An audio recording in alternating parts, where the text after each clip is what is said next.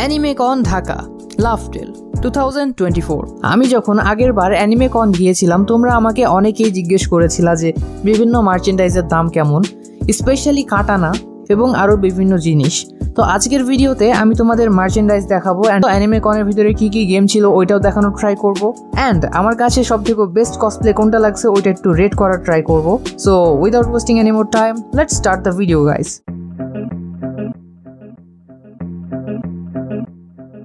I wanna say thank you guys cause তোমরা অনেকে ওখানে ছিলা যারা আমার ভিডিও দেখো অ্যান্ড তারা আমার কাছে আসছো, ছবি তুলছো, এমনকি অনেকজন অটোগ্রাফও নিয়ে গেছে। আমি নিজে নার্ভাস ফিল করতেছিলাম, like literally man.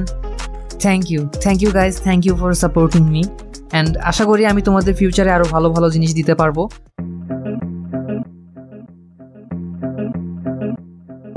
Okay guys, welcome to the so ফার্স্টে আমি তোমাদের একটু সবগুলো দেখাই। সো যদি তুমি একটু পিছনে দেখাও তাহলে this is Curio and as always expected কিউরিওতে অনেক মানুষ থাকবে কজ এটাতে সব কিছু আছে অ্যান্ড অনেক আগে করছিল এরা সব। অ্যান্ড অ্যাজ অলওয়েজ আরও অনেক বিভিন্ন কোণার দিকে অনেক শপ আছে। যদি আমরা একটু এই সাইডে যাই তাহলে আমরা এই সাইডেও দুটো শপ দেখতে পারতেছি। অ্যান্ড ওইখানে যে একটা অ্যানিমে ক্যারেক্টার তোমরা দেখতে পারতেছো ওটা হচ্ছে মিরাই, বেসিক্যালি একটা অফিসিয়াল ক্যারেক্টার অ্যানিমেকনের। তো চলো আমরা একটু সবগুলো ঘুরে আসি। তো গাইজ আমরা এখানে দেখতে পাচ্ছি কিছু কি চেঞ্জ এবং আই গেস এটা হচ্ছে notebooks.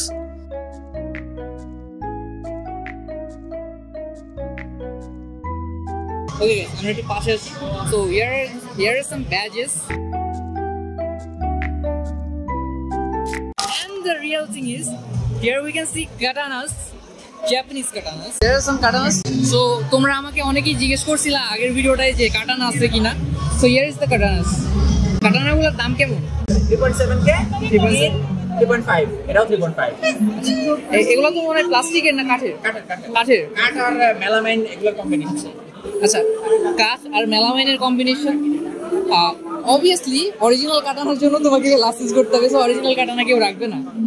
And also here we can see some anime bags and anime cups and bottles. Bottle আর কাপগুলোর দাম কেমন? 400। আচ্ছা, আর এটা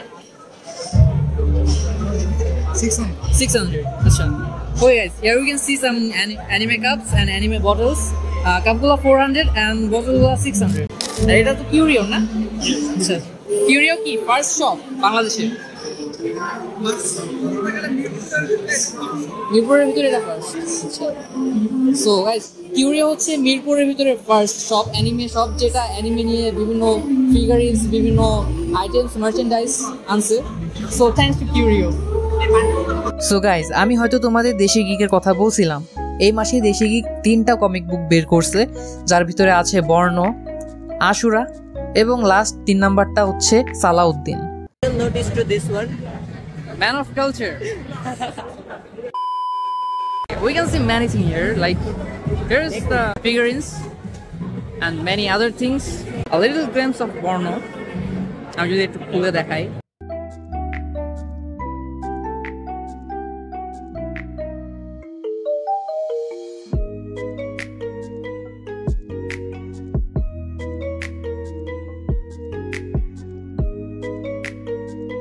যদি বলি বর্ণর কথা, তো বেসিক্যালি জেনারেশন জির যে পোলাপাইন আছে তাদের উপরে অ্যাকচুয়ালি এটা বেস করে তৈরি করা। অ্যাকচুয়ালি জেনারেশন জির কি একটা খারাপ অবস্থা এটা তুলে ধরা হয়েছে এখানে। ওকে গাইজ, এখনো তোমরা যারা বর্ণ কমিকটার মেইন ক্যারেক্টারকে ঠিক মতো দেখো নাই, this is the main character guys.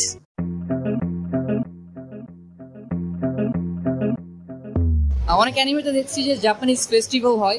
So আমরা ওখানে একটা গেম দেখছি যে টিস্যু পেপার দিয়ে মাছ ধরে, না টিস্যু পেপার দিয়ে মাছ ধরে। সো ওকে, সো এই অ্যানিমে কোনটায় আমরা সেই গেমটা দেখতে পারতেছি। আমরা এখানে কিছু গোল্ড ফিশ দেখতেছি, সো আমাদের ওইটা দিয়ে তুলতে হবে আই গেস। সো আমরা কি যদি মাছ ধরি তাহলে কি মাছ দিয়ে দিবে আমাদের?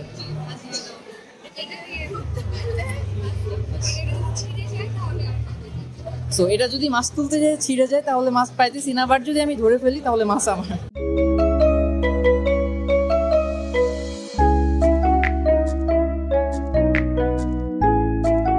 তো এইখানে ওরা একটা গেম খেলতেছে যেটার নাম মোস্ট প্রবাবলি ড্রাগন ডানজন, আমার ঠিক নামটা মনে নাই, বাট এমন কিছু একটা ছিল।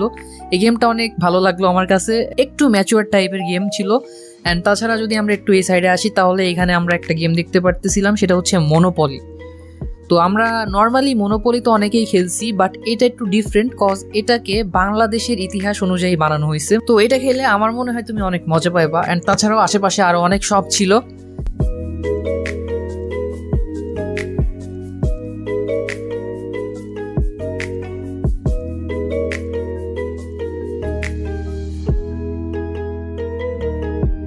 অ্যান্ড সবথেকে স্পেশাল জিনিস হচ্ছে গেমিং সাইট। এখানে একটা সাইট ছিল যেখানে তুমি গেম খেলতে পারবা।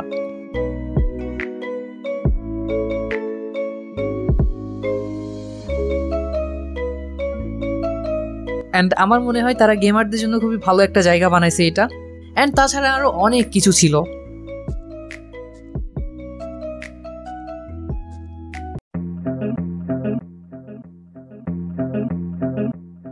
সো গাইজ দেখো, কসপ্লে করছিল অনেকেই, তো এখন সবাইকে ধরে ধরে রেটিং দেওয়া এটা মনে করো ইম্পসিবল আমার কাছে। সো অ্যানিমে কনে যারা ফার্স্ট হয়েছে আমি তাদের দিব।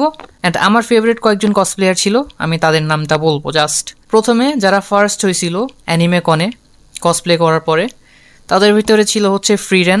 সেকেন্ডে ছিল এই আপুটা, আই ডোন্ট নো এটা কোন অ্যানিমের কসপ্লে, আমি চিনতে পারি নাই সামহাও।